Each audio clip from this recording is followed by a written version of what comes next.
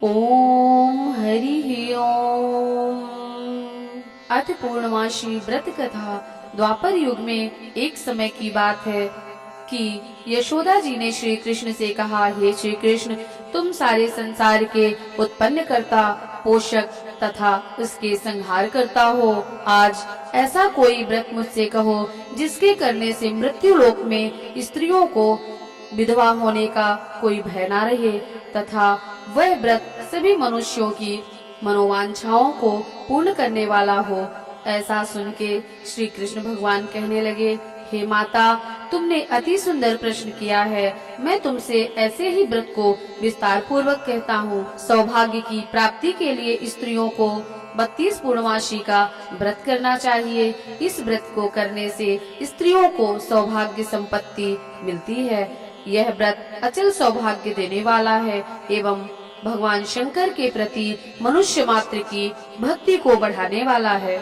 यशोदा जी कहने लगी, हे श्री कृष्ण, सर्वप्रथम इस व्रत को मृत्यु लोक में किसने किया था, इसके विषय में विस्तार पूर्वक मुझसे कहो। श्री कृष्ण जी कहने लगे कि इस भूमंडल पर एक अत्यंत प्रसिद्ध राजा चंद्रहास से पालित अनेक प्रकार के रत्नों से परिपूर्ण कातिका नाम की एक नगरी थी। वहाँ धनेश्वर नाम का एक ब्राह्मण था और उसकी स्त्री अति सुशीला रूपवती नाम की थी।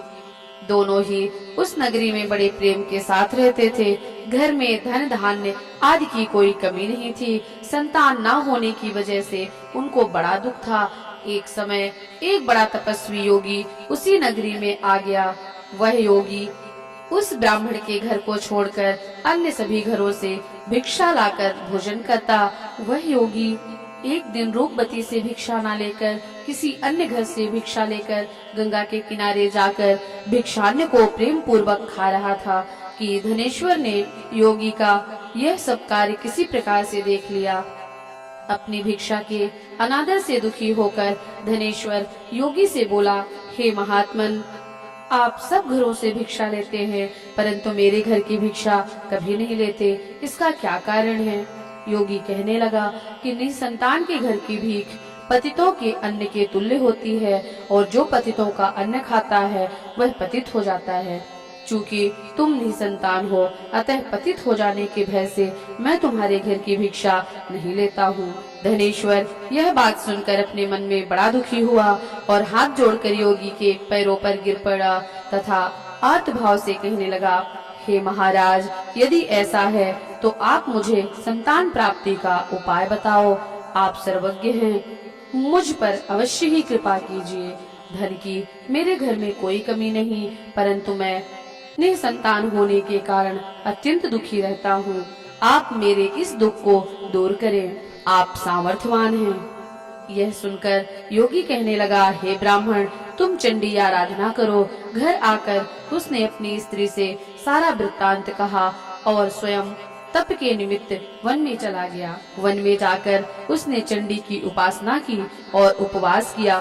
चंडी ने 16वें दिन उसको स्वप्न में दर्शन दिया और कहा, हे धनेश्वर, जा तेरे पुत्र होगा, परंतु वह 16 वर्ष की आयु में मृत्यु को प्राप्त हो जाएगा। यदि तुम दोनों स्त्री पुरुष 32 पूर्णमासियों का व्रत विधि पूर्वक करोगे तो वह दीर्घायु हो जाएगा।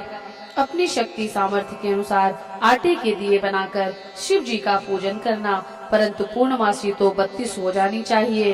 प्रातः काल होने पर इस स्थान के समीप ही तुमको एक आम का वृक्ष दिखाई देगा। उस पर तुम चढ़कर एक फल को तोड़कर शीघ्र अपने घर चले जाना।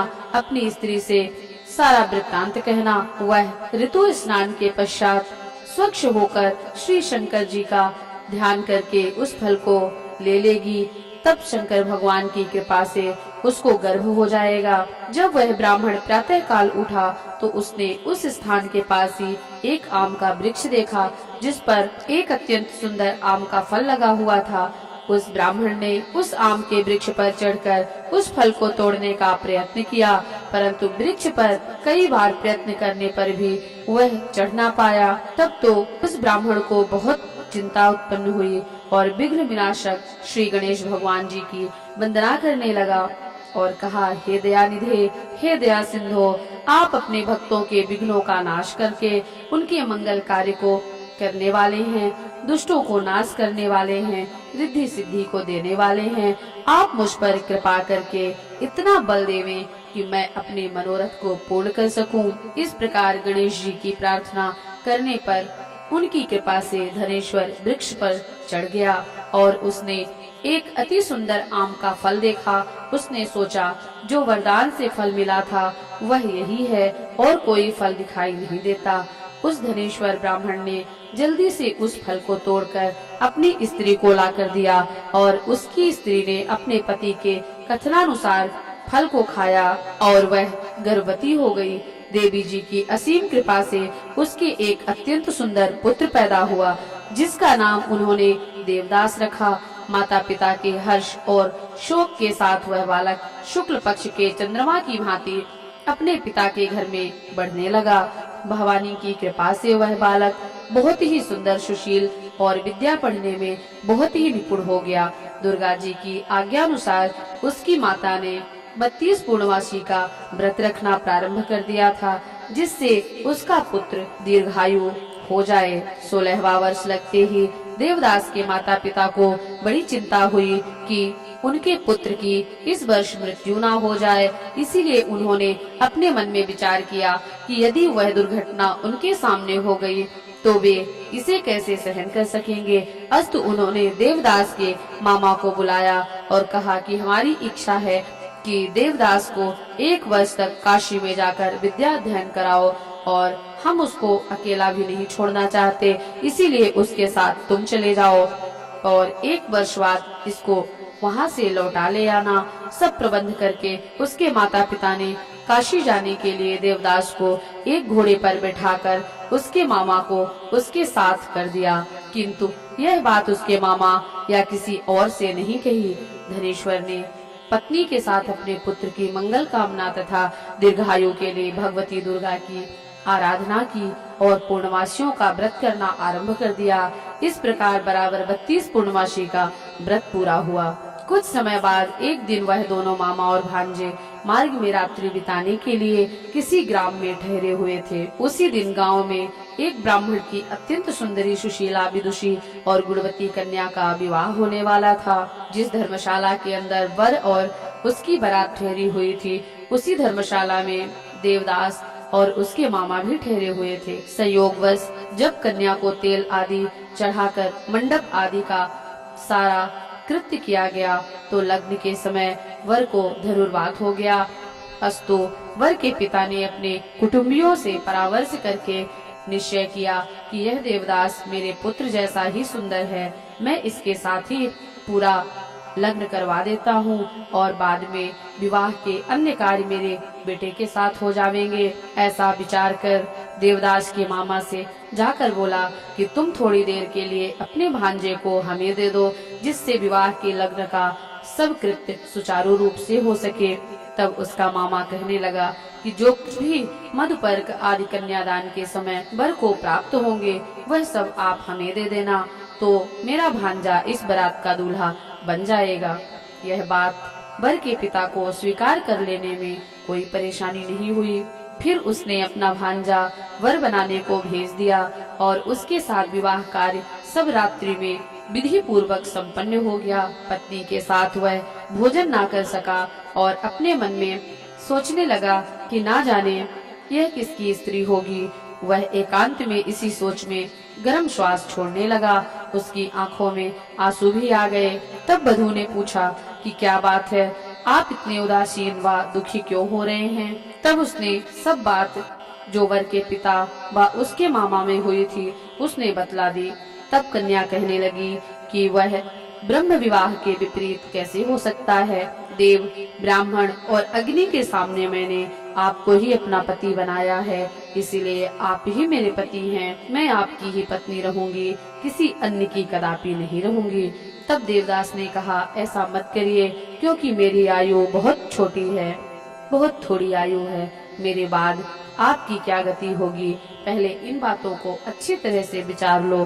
परंतु वह दृढ़ विचार वाली थी। बोली कि जो आपकी गति होगी वही मेरी भी गति होगी, हे स्वामिन, आप उठिए और भोजन करिए, आप निश्चित ही भूखे होंगे। इसके बाद देवदास और उसकी पत्नी ने भोजन किया तथा शेष रात्रि भर वे सोते रहे। प्रातः काल 4 बजे देवदास ने अपनी पत्नी को 3 नगों से जड़ी हुई एक अंगूठी दी, एक रुमाल दिया और बोला, हे प्रिय, इसे ले लो और संकेत समझकर स्थिर चित्त हो जाओ। मेरा मरण और जीवन जानने के लिए एक पुष्प वाटिका बना लो, उसमें सुगंधी वाली एक नवमल्लिका लगा लो, उसको प्रतिदिन जल से सींचा करना और आनंद के साथ खेलो कूदो तथा उत्सव मनाओ। जिस दिन मेरा प्राणांत होगा तो ये फूल सूख जावेंगे और जब ये फिर हरे हो जाए तो जान लेना कि मैं जीवित हूँ। यह बात निश्चित करके समझ लेना, इसमें कोई संशय नहीं है। यह समझाकर वह चला गया। प्रातः काल होते ही वहाँ पर बाजे बजने लगे और जिस समय विवाह के कार्य समाप्त करने के लिए वर तथा सब बाराती मंडप में आए तो कन्या ने वर को भली प्रकार देखकर अपने पिता से कहा कि यह मेरा पति नहीं है, जिसके साथ रात्रि में मेरा पाणी ग्रहण हुआ था, इसके साथ मेरा विवाह नहीं हुआ है। यदि यही है तो यह बताए कि मैंने इसको रात्रि में क्या दिया। मधुपर्क और कन्यादान के समय जो मैंने भूषणादि दिए थे उन्हें दिखावे तथा रात्रि में मैंने इसको क्या गुप्त बात कही थी वह सब हमें सुनावे। उसके कथनानुसार वर को बुलाया। कन्या की यह सारी बातें सुनकर वह कहने लगा कि मैं कुछ नहीं जानता। इसके पश्चात लज्जित होकर वह अपना सा मुंह लेकर चला गया और सारी बारात भी अपमानित होकर वहां से लौट आई। श्री कृष्ण भगवान बोले, हे माता, इस प्रकार देवदास काशी विद्याध्ययन के लिए चला गया। जब कुछ समय बीत गया तो काल से प्रेरित होकर एक सर्प रात्रि के समय उसे डसने के लिए वहां पर आया।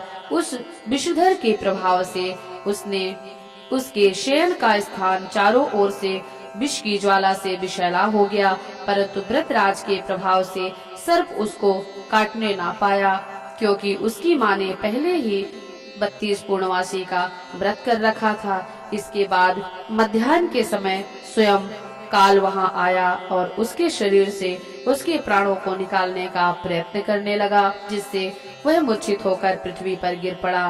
भगवान की कृपा से उसी समय श्री पार्वती माता जी के साथ श्री शंकर भगवान जी वहां आ गए। उसकी मूर्छित दशा देखकर श्री पार्वती जी ने भगवान शिव जी से प्रार्थना की और कहा, हे महाराज, इस बालक की माता ने पहले 32 पूर्णमासी का व्रत किया था, जिसके प्रभाव से हे भगवान आप इसको प्राणदान दे दें।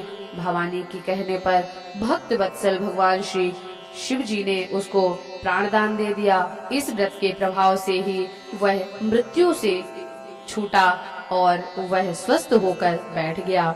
उधर उसकी स्त्री उसके काल की प्रतीक्षा किया करती थी। जब उस पुष्प वाटिका में पत्र पुष्प कुछ भी नहीं रहे तो उसको अत्यंत आश्चर्य हुआ और जब वह वैसे ही फिर से हरे भरे हो गए तो वह जान गई कि वह जीवित हो गए हैं। यह देखकर वह बहुत प्रसन्न मन से अपने पिता को कहने लगी कि हे पिताजी, मेरे पति जीवित हैं, आप उनको ढूंढिए। 16वां वर्ष व्यतीत हो गया। तब देवदास भी अपने मामा के साथ काशी से चल दिया। इधर उसके ससुर उसको ढूंढने के लिए अपने घर से जाने वाले थे कि वह दोनों मामा और भांजा वहां आ गए। उसको आया देखकर उसके ससुर बड़ी प्रसन्नता के साथ अपने घर में ले गए। उस समय नगर के निवासी भी वहां इकट्ठे हो गए और सबने निश्चय किया कि अवश्य ही इस बालक के साथ ही इस कन्या का विवाह हुआ था। उस बालक को जब कन्या ने देखा तो पहचान लिया और कहा कि यह तो वही है जो संकेत करके गए थे। तदुपरांत सभी कहने लगे कि अच्छा हुआ जो यह आ गया और सब नगरवासियों ने खुशी मनाई। कुछ दिन पश्चात देवदास अपनी पत्नी तथा मामा के साथ अपने ससुर के घर से बहुत सा दान दहेज में लेकर अपने घर के लिए चल दिया। गांव में आने पर तो कई लोगों ने उसको देखकर उसके माता पिता को पहले ही जाकर खबर दे दिया कि तुम्हारे पुत्र देवदास अपनी पत्नी और मामा सहित आ रहे हैं। ऐसा समाचार सुनकर पहले तो उन्हें विश्वास नहीं हुआ, किंतु जब और लोगों ने भी आकर उनकी इस बात का समर्थन किया तो उनको बड़ा आश्चर्य हुआ। थोड़ी देर में देवदास ने आकर अपने माता पिता के चरणों में अपना सिर रखकर प्रणाम किया और उसकी पत्नी ने भी अपने सास ससुर के पैरों को स्पर्श किया।